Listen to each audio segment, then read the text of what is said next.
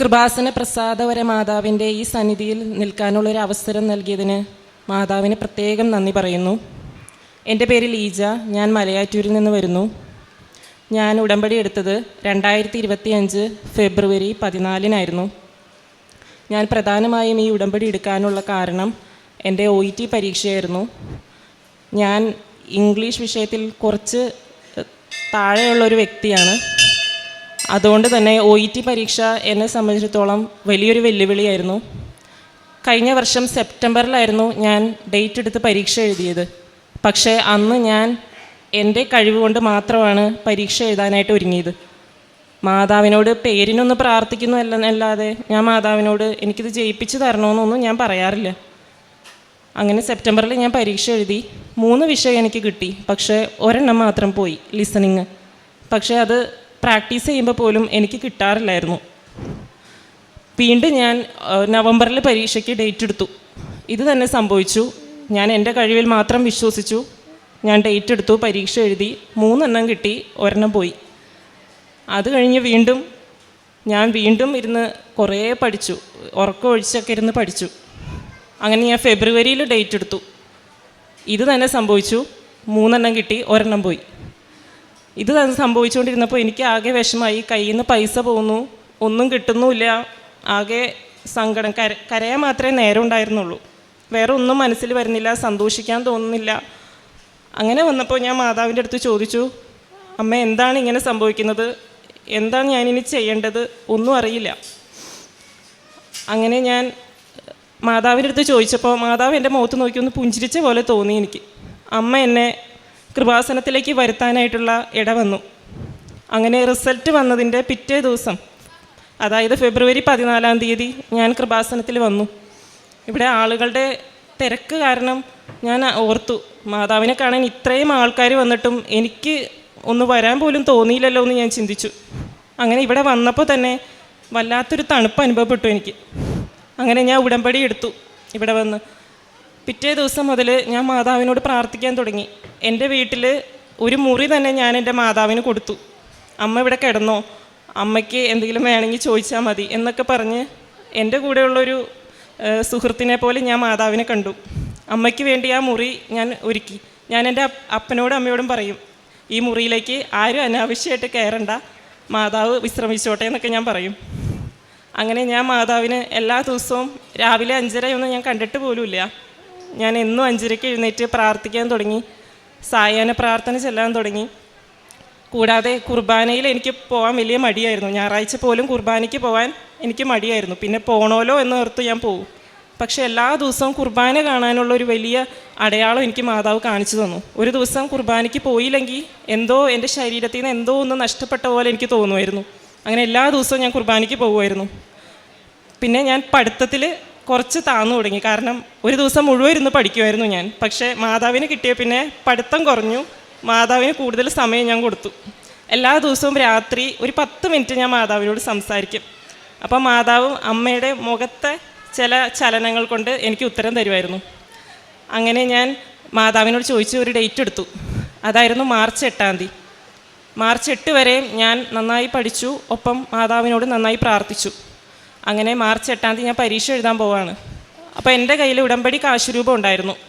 കാശുരൂപം ഞാൻ ഇടത് കയ്യിൽ പിടിച്ച് ഞാൻ പരീക്ഷാ ഹാളിൽ കയറി. എനിക്ക് ഉറപ്പായിരുന്നു, എന്തോ ഒരു ധൈര്യം കിട്ടിയ പോലെ ഉണ്ടായിരുന്നു. പക്ഷേ പരീക്ഷാ ഹാളിൽ കയറി കഴിഞ്ഞപ്പോൾ എനിക്ക് മനസ്സിലായി, ഞാൻ ഇതുവരെ എഴുതിയതിൽ ഏറ്റവും ബുദ്ധിമുട്ടുള്ളൊരു പരീക്ഷയായിരുന്നു അത്. കാരണം ഒരു 10 മാർക്ക് പോയാലേ നമുക്ക്, കുറഞ്ഞത് 10 മാർക്ക് പോയാലേ പരീക്ഷ വിജയിക്കുകയുള്ളൂ. എൻ്റെ അതിനകത്ത് ഓൾറെഡി 6 സ്പേസും ബ്ലാങ്ക് ആയിരുന്നു. പിന്നെ കുറേ സ്പെല്ലിംഗ് മിസ്റ്റേക്ക് വന്നു. എനിക്ക് കരയണമെന്നായിപ്പോയി. ഇവിടെ OET എഴുതിയ എല്ലാവർക്കും അറിയായിരിക്കും അതിൻ്റെ ബുദ്ധിമുട്ട്. അങ്ങനെ ഞാൻ പരീക്ഷാ ഹാളിൽ നിന്ന് ഇറങ്ങി ഓടാൻ പറ്റില്ലല്ലോ. ഞാൻ എങ്ങനെയോ കഴിച്ചു തീർത്തു. പക്ഷേ എൻ്റെ ഉടമ്പടി കാശുരൂപം ഞാൻ ഇടത് കയ്യിൽ നിന്ന് വിട്ടില്ല. അമ്മ പോയി എന്ന് എനിക്കറിയാം. എന്തിങ്ങനെ സംഭവിച്ചതെന്ന് ഞാൻ മാതാവിനോട് ചോദിച്ചു. ഞാൻ മാതാവിനെ ഇടയ്ക്ക് ഒളിഞ്ഞ് താഴേക്ക് നോക്കും. അമ്മ എൻ്റെ ഇടത് കയ്യിൽ ഇരിപ്പുണ്ടല്ലോ. പക്ഷെ മാതാവ് എൻ്റെ മുഖത്ത് നോക്കി ഒന്ന് പുഞ്ചിരിച്ചു എന്നല്ലാതെ മാതാവ് ഒന്നും പറഞ്ഞില്ല. അവസാനം നിസ്സഹായതയോടെ ഞാൻ ആ പേപ്പർ കൊടുത്തിട്ട് ഞാൻ വീട്ടിലേക്ക് പോന്നു. അപ്പൻ എന്നോട് ചോദിച്ചു പരീക്ഷ എങ്ങനെ ഉണ്ടായിന്ന്. ഞാനൊന്നും മിണ്ടിയില്ല. കരഞ്ഞ് നിലവിളിച്ച് ഞാൻ വീട്ടിലെത്തി. അപ്പനും അമ്മയ്ക്കും ഒന്നും പറയാൻ പറ്റാതായി. ഞാൻ അവിടെ ഇരുന്ന് 1 മണിക്കൂറോളം കരഞ്ഞു. കരഞ്ഞുകൊണ്ടിരിക്കുന്ന സമയത്ത് എൻ്റെ വീട്ടിലേക്ക് ആ ഒരു സമയത്ത് അങ്ങനെ ആരും വരാത്തതാണ്. പക്ഷേ ആ സമയത്ത് ഒരു മനുഷ്യൻ എൻ്റെ വീട്ടിലേക്ക് കയറി വന്നു. ആ ആളുടെ കയ്യിൽ കൃപാസന പത്രം ഉണ്ടായിരുന്നു. സാധാരണ ആ ഒരു സമയത്ത് വീട്ടിൽ അങ്ങനെ പത്രമായിട്ട് വരാറില്ലായിരുന്നു. കൃത്യം ഞാൻ ഈ കരഞ്ഞ് എൻ്റെ കണ്ണീര് കണ്ടതുകൊണ്ടാണോ എന്ന് എനിക്കറിയില്ല. പക്ഷേ മാതാവ് എൻ്റെ വീട്ടിലേക്ക് വന്നു കൃപാസന പത്രത്തിൻ്റെ രൂപത്തിൽ. ആ പത്രം അമ്മ പോയി വാങ്ങിച്ച് അതെൻ്റെ കൈ കൊണ്ട് തന്നു. ശരിക്കും ഒരു അമ്മയുടെ കയ്യിൽ ഒരു കുഞ്ഞിനെ കൊടുത്ത ഒരു ഫീലായിരുന്നു എനിക്ക്. അപ്പോൾ എനിക്ക് വല്ലാത്തൊരു ആത്മവിശ്വാസം കിട്ടി. ഞാൻ മാതാവിനോട് പറഞ്ഞു, പോട്ടെ, പരീക്ഷ പൊക്കോട്ടെ, അടുത്ത പ്രാവശ്യം എഴുതാനുള്ള ഒരു ആത്മവിശ്വാസം തന്നാൽ മതി എന്ന് ഞാൻ പറഞ്ഞു. അങ്ങനെ ഞാൻ വീണ്ടും പിറ്റേ ദിവസം പഠിക്കാൻ തുടങ്ങി. വീണ്ടും പഠിച്ചു. ഒപ്പം അടുത്ത ഡേറ്റ് കൊടുത്തു. ഡേറ്റ് എടുത്ത് പഠിച്ചുകൊണ്ടിരിക്കുകയാണ്. അങ്ങനെ മാർച്ച് 14 തീയതി രാവിലെ ഞാൻ എഴുന്നേറ്റു. അപ്പോൾ രാവിലെ എഴുന്നേൽക്കുന്ന സമയത്ത്, രാത്രി സമയത്ത് ഞാനൊരു സ്വപ്നം കണ്ടാണ് എഴുന്നേറ്റത്. ആ സ്വപ്നം ഇപ്രകാരമായിരുന്നു. ഒരാകാശം, അവിടെ 3 ദുരന്തങ്ങളാണ്. തീജ്വാല, പാമ്പ്, അങ്ങനെ കുറേ ദുരന്തങ്ങൾ. നടുവിലായിട്ട് ഈ സിൽവർ വസ്ത്രം അണിഞ്ഞ മാതാവ് നിൽക്കുന്നു. അപ്പോൾ ഞാൻ കാണുമ്പോൾ എന്താണ്, ദുരന്തങ്ങളിലേക്കാണ് ഞാൻ നോക്കുന്നത്. ഇത്രയും വലിയ ദുരന്തങ്ങളുണ്ടെങ്കിൽ ഈ ഭൂമി ഇപ്പോൾ അവസാനിക്കും എന്നുള്ളൊരു തോന്നലായിരുന്നു. പക്ഷേ ഒരു 5 മിനിറ്റ് കഴിഞ്ഞപ്പോൾ ആ ദുരന്തങ്ങളെല്ലാം പെട്ടെന്ന് അപ്രത്യക്ഷമായി. അവിടെ മാതാവിൻ്റെ രൂപം മാത്രം ഉണ്ടായിരുന്നു. ഈ ഒരു സീൻ കണ്ടതുകൊണ്ട് ഞാൻ രാവിലെ എഴുന്നേറ്റു. അങ്ങനെ രാവിലെ എഴുന്നേറ്റ് ഞാൻ 5:30 പ്രത്യക്ഷീകരണ പ്രാർത്ഥനയും ചൊല്ലി ഞാൻ കുർബാനയ്ക്ക് പോയി തിരിച്ചു വന്നു. അപ്പോൾ എൻ്റെ ഹസ്ബൻഡ് എന്നെ വിളിച്ചിട്ടുണ്ടായിരുന്നു ആ സമയത്ത്. സാധാരണ ആ സമയത്ത് വിളിക്കാത്തതാണ്. അപ്പോൾ പെട്ടെന്ന് വിളിച്ചു എന്നെ. അപ്പോൾ എന്താണെന്ന് ഓർക്ക് ഞാൻ ഫോൺ എടുത്തപ്പോൾ ആൾ പറയാണ്, എടി നിൻ്റെ റിസൾട്ട് വന്നിട്ടുണ്ട്, നീ പരീക്ഷ പാസ്സായിട്ടോ എന്ന് പറഞ്ഞു. സത്യം പറഞ്ഞു കഴിഞ്ഞാൽ എന്താ ചെയ്യേണ്ടതെന്ന് അറിയില്ലായിരുന്നു. കാരണം ഒന്നും എഴുതാത്തൊരു പേപ്പറിൽ എങ്ങനെയാണ് ജയിക്കുന്നതെന്ന് ഞാൻ ഓരോരുത്തരോടും ചോദിക്കുകയാണ്. ഇത് മാതാവ് തന്ന മാർക്കാണ് ഞാൻ ഉറച്ച് വിശ്വസിച്ചു. കാരണം പാസ്സായെന്ന് ആൾ പറഞ്ഞിട്ട് പോലും ഞാനത് വിശ്വസിച്ചില്ല. കാരണം എന്നെ പറ്റിക്കണേന്ന് വിചാരിച്ചു. ഇനിയും ഒരു റിസൾട്ട് തോൽവി കാണാതിരിക്കാൻ വേണ്ടി ആളെന്നെ പറ്റിക്കണേന്ന് ഞാൻ വിചാരിച്ചു. അവസാനം ആളെന്നെ കാണിച്ചു തന്നപ്പോൾ എനിക്ക് മനസ്സിലായി ഇത് സത്യമാണ്. അങ്ങനെ ഞാൻ 1 മണിക്കൂറോളം എൻ്റെ മാതാവിൻ്റെ ഫോട്ടോ കെട്ടിപ്പിടിച്ച് നിന്ന് കരഞ്ഞു. അർഹതയില്ലാത്ത എനിക്ക് എന്തിനാണ് നീ മാർക്ക് തന്നതെന്ന് വരെ ഞാൻ ചോദിച്ചു. അമ്മ എൻ്റെ മുഖത്ത് നോക്കി ചിരിച്ചു എന്നല്ലാതെ ഒന്നും പറഞ്ഞില്ല. സത്യം പറഞ്ഞാൽ മാതാവിനെ ഞാൻ ശരിക്കും വിശ്വസിച്ചില്ല. ഇത്രയധികം അടയാളങ്ങൾ തന്നിട്ടും ഞാൻ വീണ്ടും അടുത്ത ഡേറ്റ് എടുക്കുക വരെയും ചെയ്തു. മാതാവിന് 1000 നന്ദി ഈ പരീക്ഷ എന്നെ വിജയിപ്പിച്ചതിന്. കൂടാതെ എൻ്റെ തലയോടിൽ നല്ല ചൊറിച്ചിലായിരുന്നു. കുറേ ദിവസങ്ങളായി അനുഭവപ്പെട്ടിരുന്നൊരു ചൊറിച്ചിലായിരുന്നു. പലതരം മരുന്നുകൾ, എണ്ണ ഒക്കെ ഉപയോഗിച്ച് നോക്കി, ഒരു ഫലവും ഉണ്ടായിരുന്നില്ല. അങ്ങനെ ഞാൻ എല്ലാ ദിവസവും പ്രത്യക്ഷീകരണ പ്രാർത്ഥനയും സായാഹ്ന പ്രാർത്ഥനയും ചൊല്ലിക്കഴിഞ്ഞ് കഴിയുമ്പോൾ ഞാൻ ഉടമ്പടി തൈലം എടുത്ത് എൻ്റെ തലയോടുമ പൂശും. ഞാൻ ഇപ്രകാരം പ്രാർത്ഥിച്ചുകൊണ്ടാണ് പൂശാറ്. തലയോട് സംബന്ധമായ ബുദ്ധിമുട്ടുകളും മുടി കൊഴിച്ചിൽ ഇതൊക്കെ അനുഭവിക്കുന്ന എല്ലാവരെയും മാതാവിൻ്റെ കാൽക്കൽ സമർപ്പിച്ച് അവർക്ക് സൗഖ്യം കൊടുത്തേക്കണേന്ന് പറഞ്ഞാൽ ഞാനത് തേക്കാറ്. പക്ഷേ ഒരു 2-3 ആഴ്ച കഴിഞ്ഞപ്പോൾ എൻ്റെ അമ്മ എന്നോട് ചോദിച്ചു, നിനക്കിപ്പോൾ തലയിൽ ചൊറിച്ചിലൊന്നുമില്ലേ എന്ന് ചോദിച്ചു. അത് കേട്ടപ്പോഴാണ് എനിക്ക് മനസ്സിലായത്, സത്യം പറഞ്ഞാൽ എൻ്റെ കൈ അങ്ങോട്ട് പോകുന്നേ ഇല്ല. കാരണം ആ ചൊറിച്ചിൽ പൂർണ്ണമായിട്ട് മാറി. ഇപ്പം ഈ നിമിഷം ഞാൻ ഇത്രയും നേരം നിങ്ങളുടെ മുമ്പിൽ നിൽക്കുന്നുണ്ടെങ്കിലും എൻ്റെ കൈ അങ്ങോട്ട് പോകുന്നേ ഇല്ല. സാധാരണ ഇങ്ങനെയല്ലായിരുന്നു. പൊതുസ്ഥലത്ത് പോലും അറിയാതെ അവിടെ എനിക്ക് ചൊറിച്ചിൽ വരുമായിരുന്നു. മാതാവ് അത് പൂർണ്ണമായിട്ട് എനിക്ക് മാറ്റി തന്നു. പക്ഷെ ഞാൻ ഇപ്പോഴും ആ പ്രാർത്ഥന മുമ്പോട്ട് കൊണ്ടുപോകുന്നുണ്ട്. അതുപോലെ എൻ്റെ ബ്രദർ UK-ലാണ്. ആളുടെ പ്രൊഫഷൻ അനുസരിച്ചുള്ളൊരു ജോലി കിട്ടുന്നുണ്ടായിരുന്നില്ല. ആൾക്ക് വളരെ സങ്കടമായിരുന്നു. അവിടെ ഒറ്റപ്പെട്ടതിൻ്റെ വിഷമവും അതിൻ്റെ ഒപ്പം ഈ ജോലി ഇല്ലാത്തതിൻ്റെ വിഷമമൊക്കെ അനുഭവിച്ചു. അവൻ എന്നോട് പറഞ്ഞു, എടി നീ ഒന്ന് പ്രാർത്ഥിക്കണമെന്ന് പറഞ്ഞു. ഞാൻ പറഞ്ഞു, ഞാൻ കൃപാസന മാതാവിനെ ഏൽപ്പിച്ചിട്ടുണ്ട്, നീ വിഷമിക്കണ്ടെന്ന് പറഞ്ഞു. അത് പറഞ്ഞ് ഒരാഴ്ച കഴിഞ്ഞപ്പോൾ ആളുടെ പ്രൊഫഷൻ അനുസരിച്ചുള്ളൊരു ജോലി കിട്ടി. പക്ഷേ അത് ടെമ്പററി ആയിട്ട് കിട്ടിയതെങ്കിലും അവന് ജോലി ഭയങ്കര ഇഷ്ടപ്പെട്ടു. അവൻ പറഞ്ഞു, ഇതൊന്ന് പെർമനൻ്റ് ആയി കിട്ടിയിരുന്നെങ്കിൽ എന്ന് പറഞ്ഞു. പക്ഷേ എനിക്ക് ഉറപ്പാണ് മാതാവ് അത് പെർമനൻ്റ് ആക്കി കൊടുക്കുമെന്ന്. അതുപോലെ തന്നെ എൻ്റെ വിസ, ഞാൻ പോകാൻ പോകുന്നത് ന്യൂസിലൻഡിലേക്കായിരുന്നു. അപ്പോൾ വിസ ഏകദേശം 6 മാസത്തോളം എടുക്കുമെന്നാണ് എല്ലാവരും പറഞ്ഞത്. പക്ഷെ ഞാൻ മാതാവിനോട് അത്ര സീരിയസ് ആയിട്ടല്ലെങ്കിലും ഞാൻ തമാശയ്ക്കൊന്ന് പറഞ്ഞു, മാതാവേ 6 മാസമൊക്കെ എന്നെ ഇവിടെ നിർത്തല്ലേ, എനിക്കൊരു 3 മാസത്തിനുള്ളിൽ പോകാനുള്ള ഒരു അവസരം തന്നേക്കണേന്ന് ഞാൻ പ്രാർത്ഥിച്ചു. പക്ഷേ എന്താണെന്നറിയില്ല, ഞാൻ മാതാവിനോട് പ്രാർത്ഥിച്ചത് ഏകദേശം ഫെബ്രുവരിയിലായിരുന്നു. മെയ് ഈ കഴിഞ്ഞ ആഴ്ചയാണ് എൻ്റെ വിസ വന്നത്. ഒട്ടും പ്രതീക്ഷിക്കാത്ത സമയത്ത് ഞാൻ കഴിഞ്ഞ ആഴ്ച തിങ്കളാഴ്ച കൃപാസനത്തിൽ വന്നിരുന്നു. ആ വരുന്നതിന് തൊട്ട് മുൻപ് പ്രത്യക്ഷീകരണ പ്രാർത്ഥന കഴിഞ്ഞാൽ ഞാൻ ഇങ്ങോട്ട് വന്നേ. ആ പ്രത്യക്ഷീകരണ പ്രാർത്ഥന കഴിഞ്ഞ നിമിഷം തന്നെ എനിക്ക് വിസ വന്നു എന്നുള്ളൊരു മെയിൽ വന്നു.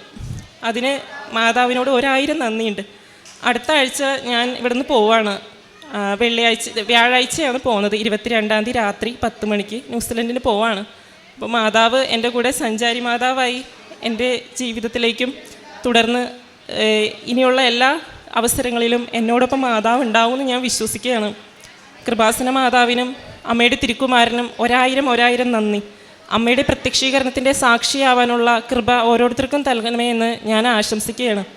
കൂടാതെ ഞാൻ കാരുണ്യപ്രവർത്തികളായിട്ട് എൻ്റെ വീടിൻ്റെ അടുത്തുള്ള മാനസിക ആരോഗ്യ കേന്ദ്രങ്ങളുണ്ട്. അവിടെയൊക്കെ ഞാൻ അവർക്ക് ഭക്ഷണത്തിനുള്ള പൈസയൊക്കെ കൊടുക്കുമായിരുന്നു.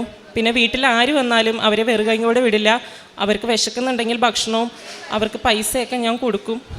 അങ്ങനെ ഒത്തിരി കാര്യങ്ങൾ ഞാൻ ചെയ്യുമായിരുന്നു. പിന്നെ മറ്റുള്ളവരെ സഹായിക്കാനുള്ളൊരു മനസ്സ് എനിക്ക് കിട്ടി. ആദ്യം ഇതൊന്നും എനിക്ക് ഉണ്ടായിരുന്നില്ല. ഞാൻ അതിലൊന്നും ബോധേഡായിരുന്നില്ല. പക്ഷേ അതിനുള്ള അനുഗ്രഹവും മാതാവ് 1000 തന്നു. ഇപ്പോൾ എൻ്റെ ജീവിതത്തിലെ ആദ്യത്തെ സ്ഥാനം മാതാവാണ്. അത് കഴിഞ്ഞേ ഉള്ളൂ വേറെ ആരും.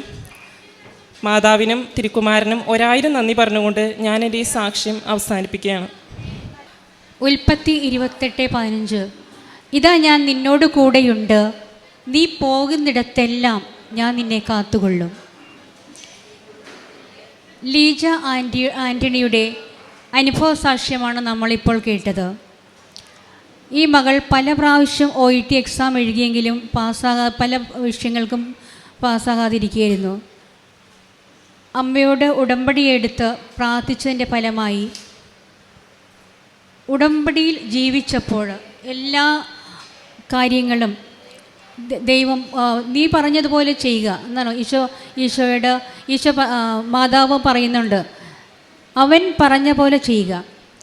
അതുപോലെ ഈ മകള് ഉടമ്പടിയിൽ യേശു പറഞ്ഞ പോലെ എല്ലാം ചെയ്യാൻ തുടങ്ങിയപ്പോൾ രാവിലെ എഴുന്നേറ്റ് 5:30 പ്രാർത്ഥിക്കുകയും സന്ധ്യാപ്രാർത്ഥന പറയുകയും മറ്റുള്ള കാരുണ്യപ്രവൃത്തികൾ ചെയ്യും എല്ലാം ചെയ്തപ്പോൾ അമ്മ ഈ മകളോട് കൂടെ യാത്ര ചെയ്യാണ്. പിന്നെ ഓരോ കാര്യങ്ങളിലും അമ്മ ഇടപെടുന്നു. അതുപോലെ ഈ മകള് മാതാവിനോട് കൂട്ടുകൂടി ഒരു ഫ്രണ്ടിനെ പോലെ സംസാരിക്കുകയും എല്ലാ കാര്യങ്ങളിലും അമ്മയോട് ചോദിക്കും എന്ത് ചെയ്യണമെന്ന്.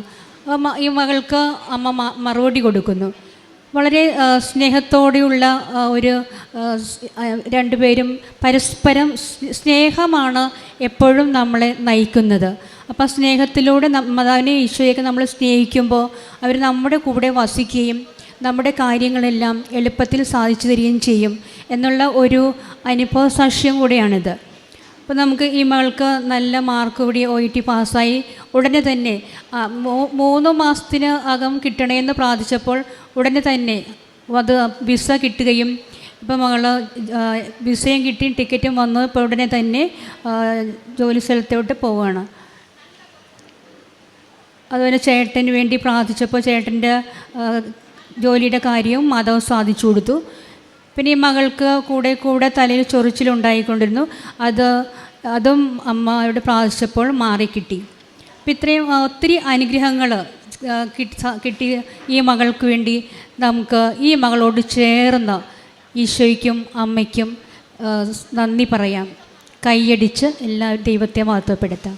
അത്യപൂർവ ദൈവാനുഭവങ്ങൾ ഇനി നിങ്ങൾക്കും സ്വന്തം. ഈ യൂട്യൂബ് ചാനൽ ഇതുവരെ സബ്സ്ക്രൈബ് ചെയ്തിട്ടില്ലെങ്കിൽ ഇപ്പോൾ തന്നെ സബ്സ്ക്രൈബ് ചെയ്യുക. ഈ വീഡിയോ ഇപ്പോൾ തന്നെ നിങ്ങളുടെ സുഹൃത്തുക്കൾക്ക് ഷെയർ ചെയ്തുകൊണ്ട് കർത്താവിൻ്റെ പ്രേക്ഷിതരാകുക.